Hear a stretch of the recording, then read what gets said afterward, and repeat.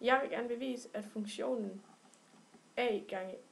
x plus b differentieret er lig a. Og det vil jeg gøre ved at sige, at sekanten er lige med delta y divideret med delta x, og det kan man skrive ud i ligningen, der ser sådan her ud. Så går jeg ned og sætter mine tal, eller mine bogstaver ind i ligningen i stedet for, så den kommer til at hedde a ind på f's plads, og x ind på x0's plads, og så sætter jeg b ind på f's plads, og a og x ind, og minuser det med b. Og så dividerer jeg det hele med delta x. Så går jeg ned, så har jeg reduceret, så jeg fjerner b'erne, så de er væk, og så har jeg kun a'erne tilbage. Og så kan jeg reducere endnu mere, så jeg kun har et a tilbage og en delta x tilbage, og så siger jeg delta x divideret med a, og så får jeg, at sekanten as er lige med a, og derfor bliver delta x gående mod